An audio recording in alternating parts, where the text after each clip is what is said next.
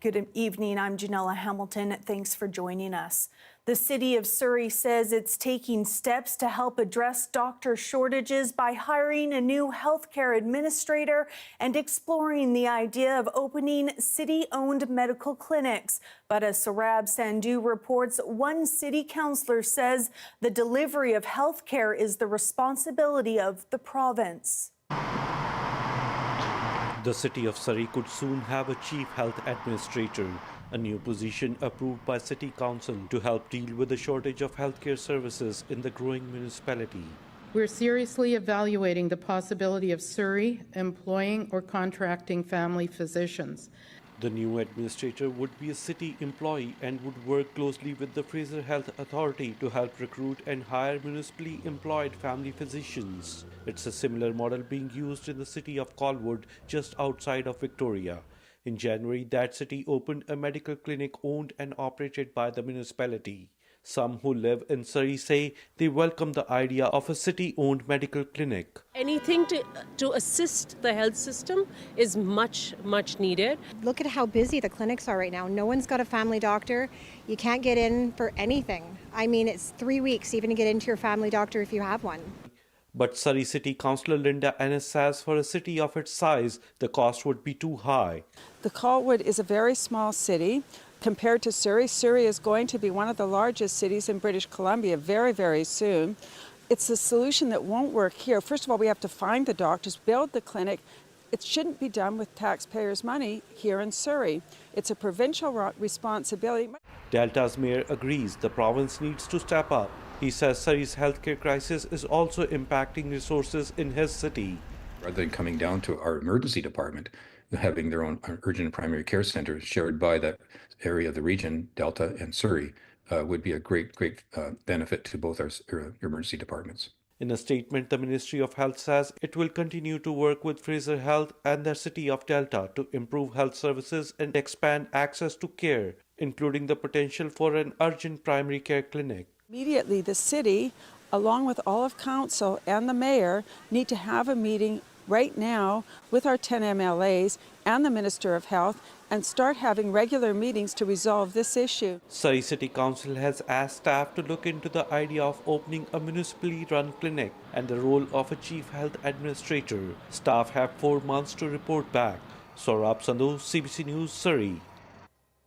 The shooting death of an Ontario man who received extortion threats is sparking fear among South Asian business owners in BC who say they have been targeted with similar threats.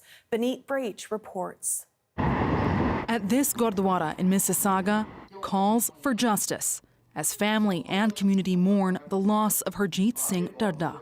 I've lost my dad, my hero. It's like as if my heart was ripped away. Today it is our family, tomorrow it could be yours. We're not just mourning a life lost, we're raising our voices to demand justice and real change. Everyone is scared, whether it's car theft, whether it's housebreaking, whether it's extortion. Gurleen Dadda says not enough was done to protect her father, who many here say was the backbone of the local Sikh community. It is time for us to come together as a community. Stand united, demand better laws, better protection. Police say the 51-year-old was shot several times in a parking lot in Mississauga on May 14th. His family believes his murder is tied to repeated threats and extortion calls over the last few years. Peel police have not confirmed if they've received reports of threats against Dadda. But his death is sending ripples of fear and frustration even far away. Here in BC, a number of South Asian business owners say they have also been targets of extortion threats in recent years. Jas Aurora is among them. This has been 2 years and I started getting calls at night time from different numbers. All they're saying that if I don't give them $1 million, they will kill me and my kids. Aurora says he's faced threats since 2023, and concern about the safety of extortion victims across the country loom large, especially after this killing. Last year, RCMP say they obtained evidence linking Indian government agents to violent crimes in Canada, including extortion. The RCMP also launched a national alliance to combat extortion last year. But Cash Heed, a former BC police chief and solicitor general, says there have been very little results from that alliance for the community most impacted. And certainly we have not hit the mark for the South Asian community feeling comfortable that law enforcement has this in hand. But Heed still acknowledges progress made by local task forces, for example, Edmonton and in Brampton. Now, Peel police say they believe the shooting was targeted. They have not announced any arrests or named any suspects. The force says it won't be sharing any other details at this time. Benit Brach, CBC News, Vancouver. Despite widespread community pushback, the Canadian Food Inspection Agency says it is going ahead with a cull of nearly 400 ostriches living in southeastern BC over fears of avian flu. The spokesperson for the Universal Ostrich Farm, the owners of the herd, says it's disappointing. It shows the absolute unwillingness and no consideration to the fact that a magnitude of people see that it is wrong. There are so many people that identify with the common sense approach that is retesting for these animals to give them a chance. The CFIA doubled down on its decision to go ahead with the cull, despite the local regional district saying it will not accept the birds' carcasses at local landfills until the CFIA conducts more tests on the birds and makes those results public. The federal agency told CBC News it's aware of the regional district's motion. The owners of Universal Ostrich Farm had been fighting the cull order in court, but a federal judge recently ruled that the cull can go ahead. Good news for commuters. The Pattullo Bridge has reopened to traffic after being closed since Friday. It was supposed to reopen at 5 a.m. on Tuesday morning, but TransLink says the new drainage and foundation work was completed ahead of schedule. The Pattullo Bridge replacement project is set to replace the existing Pattullo Bridge with a new 4-lane cable-stayed structure that will connect New Westminster and Surrey. Today marks 45 years since Mount St Helens erupted in Washington state, killing nearly 50 people and changing the landscape forever. The eruption shot a plume of ash and smoke more than 5,400 meters into the sky. The impact, though less deadly, was also felt in communities across southern BC. Rafferty Baker reports. For Washingtonians, the Mount St Helens eruption in May 1980 was a major disaster. Lives were lost, people fled the area in panic, and mud, melting glaciers, and debris swept down the river. 1,300 vertical feet of volcano were simply sheared off, and by a blast 21,000 times as powerful as the atom bomb which destroyed Hiroshima in 1945. The volcano is more than 300 kilometers from the Canadian border, but people in British Columbia and even Alberta felt the effects. First, it came that Sunday morning as a blast wave. Part of the blast wave bounced off an upper layer of the atmosphere, focusing its reflected strength on Victoria and Vancouver.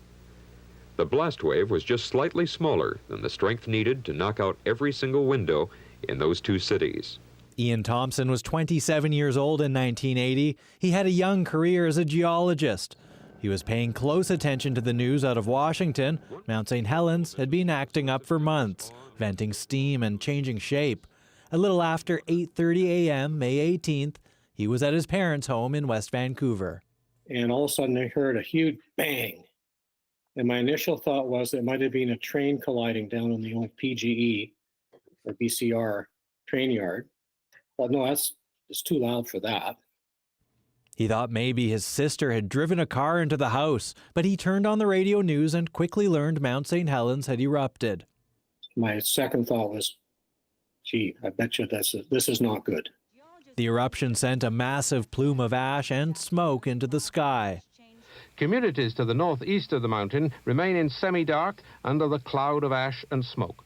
Nearby communities in Washington, like Spokane, bore the brunt of the falling ash, but it carried on northeast into Canada. Places like Fernie, Creston, and Trail experienced darkened skies and a layer of ash covering everything. It was that type of a feeling. It was just no sunshine. It was just gloomy. gray, black. It was scary. Sandy Santori would go on to be mayor of Trail and then an MLA and BC cabinet minister. He says when the ash started to fall, everyone in Trail thought it must be a strange discharge from the smelter above town. I recall that it wasn't like an ash from a forest fire. It was more of a dust. And when it got wet, it turned into like a mud. More than 500 kilometers away from the volcano in Kamloops, Paula Kelly was a 22-year-old bookkeeper at the local paper. I was downtown in the city, so you could just see it falling everywhere, and then you would see it all on all the cars. You know, everybody was having to clean their windshields and everything. And it's just like we were all thinking, like, this is so far away. Britta Jensen is a geologist who has researched Mount St Helens ashfall in Canada, surveying about 400 people who remember ash from the eruption. In most places in BC, even high accumulation rates, it probably wouldn't have actually been much more than the thickness of a credit card, maybe 2, so about 2 millimeters, 1 millimeter or so. Jensen says compared to some of the volcano's larger eruptions over the last 4,000 years, 1980s was on the smaller side, and it's still active, building up again. Mount St Helens has this incredible history of erupting and erupting a lot. She builds herself up and then she blows her top. And we look at the record from her, and I could see another eruption happening in her lifetime, but maybe it's going to be 200 years from now. 45 years ago may seem like a long time, but in a geological sense, it's a blink of an eye. And it's only a matter of time until Mount St. Helens erupts again. Rafferty Baker, CBC News, Vancouver. Nanaimo's Westwood Lake Park is undergoing a makeover, with the city unveiling the first of several improvements just in time for the May-long weekend. Claire Palmer caught up with beachgoers and local food trucks enjoying the new upgrades. Westwood's first beach has now reopened after being closed since early September, with an improved walkway and increased accessibility. Beachgoers say they like the improvements. I think it's nice that everyone can access the beach now. It seems like even wheelchair users can use it, people with different abilities. And that's nice because it's a public park, it should be for everyone and everyone should be able to use it. So I'm glad that everyone can now get to enjoy it the same way we do. I think they're also doing some updates to make it more accessible for people, which is great. And just generally it looks really beautiful. So we're enjoying it for sure. It's definitely a move in the right direction. It's a lot better than the gravel pit that we had here before. So I think people will just like to come down here, park the car and come down, just have a coffee and just chill on the beach. It's definitely something that I think is going to draw a lot more people. It's part of a larger $3.8 million upgrade that has been going on at the park, which includes the expansion of the accessible beach area, additional seating and picnic areas, upgrades to the boat launch, accessible decking down to the sand, additional trees, and accessible connections for bikes and pedestrians.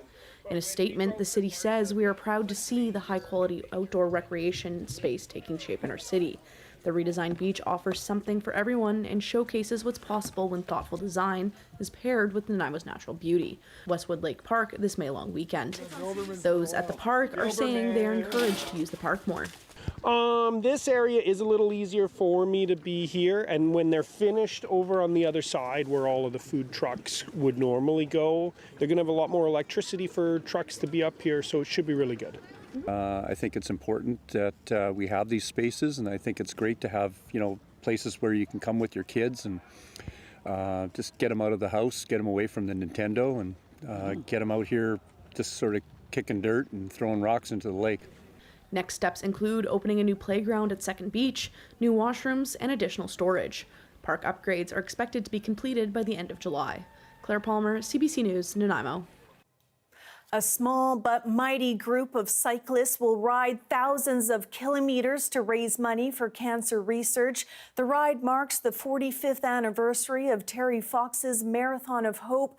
And as Shelley Joyce explains, a Kamloops woman holding on to hope after her own personal struggles is one of 8 to face the grueling cross-country ride. I'll be losing 6,000 to 8,000 calories a day minimum. For Charlene Eden, the hardest part of cycling across the country will be packing away the calories. After a number of hours on the bike each day, you really don't want to put calories in your body. The body kind of decides it doesn't want any more. And so getting used to that is a grind. And then when we stop, there's nothing better than a big old burger and fries. At 220 kilometers a day for 32 days straight, this 7,000-kilometer cross-country journey for cancer research will test her strength mentally and physically. Over 3,000 meters of climbing per day. We leave from Vancouver, ultimately go to Princeton through Summerland, Kelowna, Vernon, Revelstoke. So we're going through the Rockies. The longest day is 240 kilometers, which means we are just going up and up and up. You know, I'm lucky we live in Kamloops. I am here because I am hitting every single hill imaginable in our area trying to get my legs ready because I only also had knee replacement 6.5 months ago. Eden accepted the challenge from Terry Fox's younger brother, Daryl, to join him and 6 others on a grueling 32-day marathon to commemorate the 45th anniversary of Terry Fox's Marathon of Hope. They plan to arrive in Ottawa on Canada Day, just as Terry did 45 years ago. Terry's been my hero since I was a kid, and I've lost a number of people to cancer. Riding 20 hours a week leading up to the June departure date, Eden has plenty to think about on her long strategic training rides. Well, 18 years ago, I landed in the hospital, lucky to be alive from a drug and alcohol addiction. There were so many people who really didn't know me, you know, medical staff, hospital staff, people in the community who showed up. So when this came up, I knew that this was the way for me to really, truly show that gratitude and give back. What's the mantra in your head that you say to yourself when you're grinding up a hill and it seems like it's never going to end? Find the joy. Terry's famous quote is, anything's possible if you try. There's no limit to what a person can do if he really tries. You really got to try. If you try, you can do anything. There is only so much preparation she can do. The rest will be sinking into the saddle and thinking about Terry Fox, sobriety, and that big greasy burger at the end of the ride. Shelley Joyce, CBC News, Kamloops. Still to come, tragedy strikes a family in Toronto following a fatal car crash. We'll have more on that after the break.